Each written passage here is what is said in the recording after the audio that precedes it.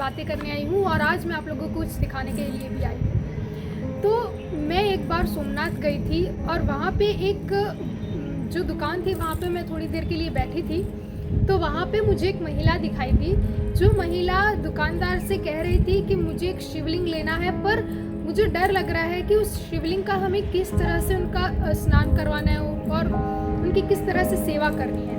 तो मतलब कहीं गड़बड़ हो जाएगी तो कहीं कुछ ऐसा पाप लग जाएगा या फिर ऐसा कुछ, तो उनको ऐसा डर लग रहा था। तो और वो इस तरह से दुकानदार से पूछ रही थी और दुकानदार भी कह रहे थे, पर वो इतनी सटीक तरीके से और इतनी अच्छी तरीके से उनमें इंटरेस्ट लेकर नहीं बता रहे थे।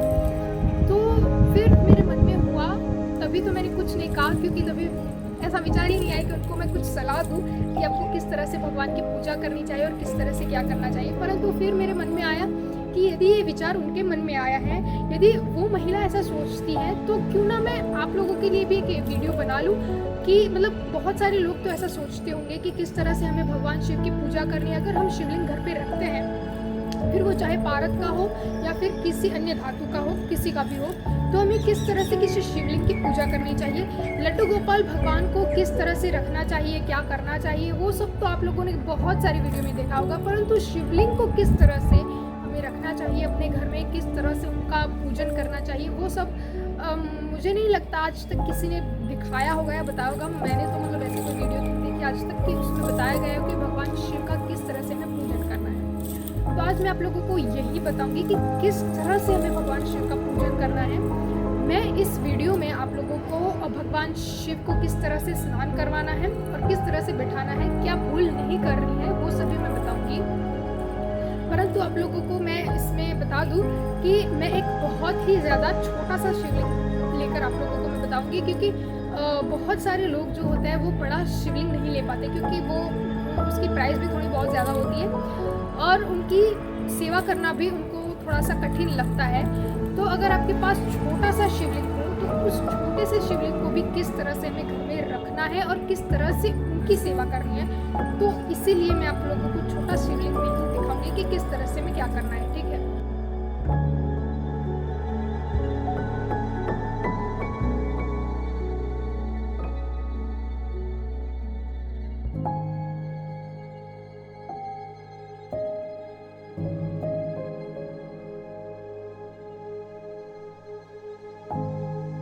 तो आइए अब हम देखते हैं भगवान शिव को किस तरह से हमें डेली स्नान करवाना है।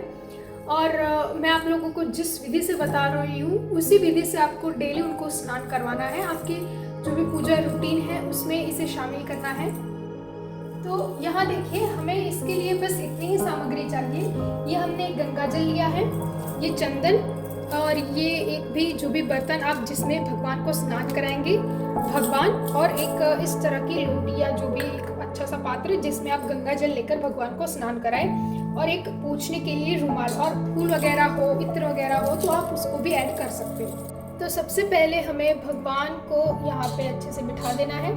तो मैं आप लोगों को सबसे पहले दिखा दूँ कि ये शिवलिंग देखिए, इसमें ये जो है यहाँ पे थोड़ा काला पड़ गया है, यहाँ पे ये देखिए, और पूरा मतलब पूरे चंदन या फिर भस्म जो भी लगाया है वो पूरा, और पीछे यहाँ नीचे भी देखिए बहुत अच्छे से मतलब इनको स्नान करवाना है। ये देखिए यहाँ पे पूरा ऐसे काला पड़ गया है, यहाँ पे चमक रहा है पर यहाँ पे पूरा काला पड़ गया है। तो इस तरह से नहीं होना चाहिए, क्योंकि जो भगवान होते हैं उनको भी अच्छे से स्वच्छ रहने में ही आनंद आता है।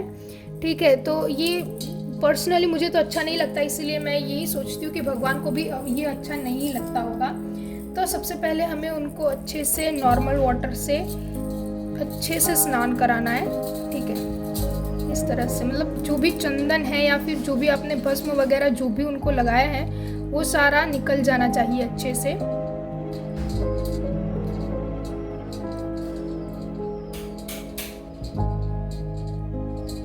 देखिए, तो जो चंदन वगैरह ये देखो, ये मैंने अच्छे से मतलब पूरा ये पात्र भर के पानी लिया था और अच्छे से मैं मसल कर स्नान करवा रही हूँ, फिर भी ये देखिए कालापन है वो जा ही नहीं रहा है।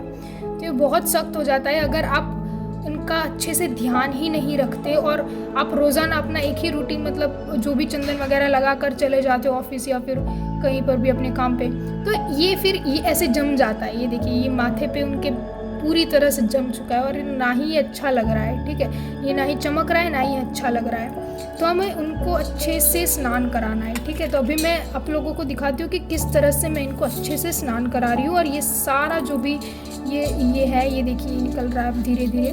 पर यहाँ पे ये बहुत छोटा है इसलिए मेरा हाथ भी नहीं पहुँच रहा, तो ये थोड़ा सा मुश्किल रहेगा, ठीक है।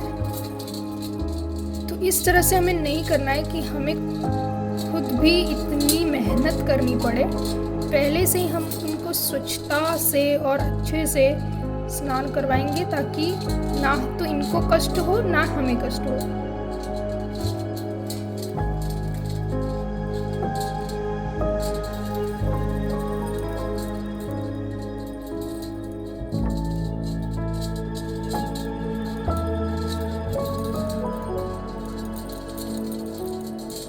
अब हम थोड़ा सा चंदन लेंगे।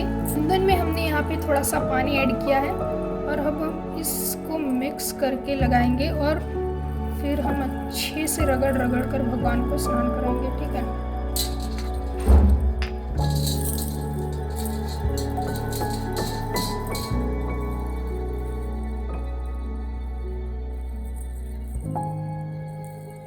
A few moments later. तो ये देखिए यहाँ पे मैंने बहुत घिसा, उसके बाद ये थोड़ा सा चमका है, पर अभी भी बहुत सारी जगह पर वो कालापन अभी भी है। ये देखिए यहाँ पे माथे पे जो था वो सब निकल गया है, पर ये यहाँ पे मैंने आप लोगों को बताया था कि ये अंदर जो जगह है वहाँ पे नहीं हो रहा है क्योंकि वहाँ पे मेरा हाथ भी अच्छे से नहीं पहुँच रहा है, ठीक है। अगर आप किसी तिनके से या फिर ऐसे करते हो तो शायद हो जाएगा, पर उससे भी इतना अच्छे से साफ़ नहीं होगा जितना आप अपने हाथ से साफ़ करते हैं और होता है, ठीक है। तो वैसे तो ये क्लीन हो ही जाता है क्योंकि पारद है और ये घिसता है, तो घिसते घिसते साफ़ तो हो ही जाएगा। पर हमें ये ध्यान रखना है कि रोज़ाना इस शिवलिंग को हमें साफ़ सुथरा ही रखना है।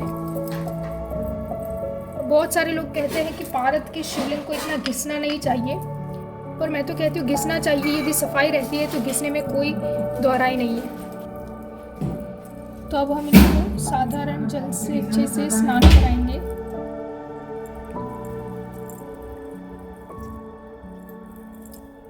जी देखिए आप, ये एक हद तक चमक रहा है पर अभी भी यहाँ पे कुछ कालापन दिख रहा है। तो ये एक बार में तो इतना साफ़ नहीं होगा, आपको फिर रोज़ाना इसको अच्छे से साफ़ करना पड़ेगा तो हो जाएगा, ठीक है। तो अगर आप रोज़ाना इस तरह से करते हो, देखिए अगर आपने अभी अभी नया शिवलिंग लिया है तो आपके साथ ये सब कुछ नहीं होगा क्योंकि आप पहले से ये वीडियो देखकर अच्छे से रोज़ाना इनको स्नान करवाएंगे। पर मैं आप लोगों को ये सब इसीलिए दिखा रही हूँ ताकि आप लोगों को पता चले कि अगर आप इसमें बहुत ध्यान नहीं दे रहे तो ये सब भी आपके साथ हो सकता है कि मतलब ये शिवलिंग जो है वो इस तरह से जो ये सारा जो कालापन है वो सारा ये यहाँ पे चिपक जाता है, अच्छे से निकल भी नहीं पाता। तो अच्छे से हमने यहाँ पे भी स्नान करवा दिया है।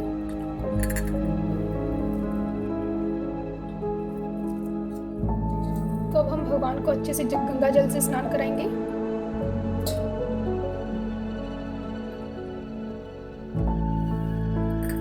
ये देखिए बहुत सुंदर से अब चमक रहे हैं, ठीक है। और मैंने आप लोगों को बताया कि जो कालापन है वो एक बार में अब नहीं जाएगा, थोड़ा सा आप लोगों को रोज़ाना ध्यान देना पड़ेगा।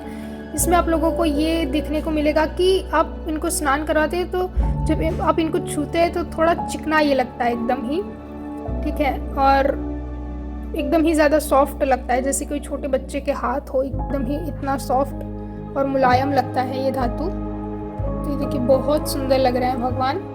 अब हम इनको अपने स्थान पर बिठा देंगे, पर उससे पहले हमें इनका श्रृंगार करना है अच्छे से, और उसके भी पहले हमें इनको इस कपड़े से जो भी अच्छा कॉटन का हो या खादी का हो एकदम ही मुलायम सा, उससे हमें उनको पोंछ देना है।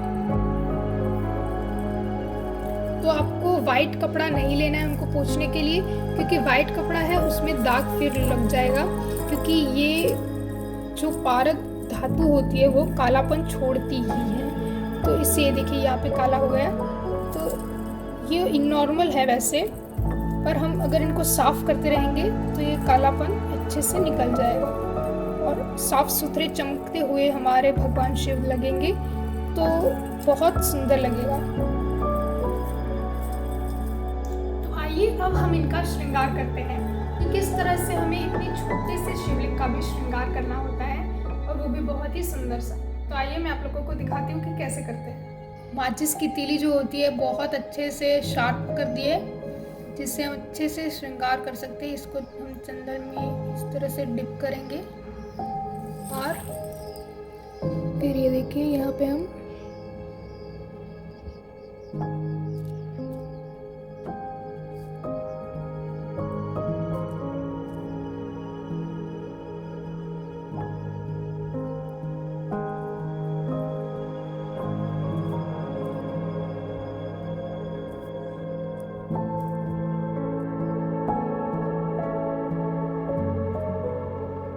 इस तरह से हमने इनका त्रिपुंड बनाने की कोशिश की है। उसके बाद इससे हमें यहाँ पे अच्छे से श्रृंगार करना है, चंदन लगाना है।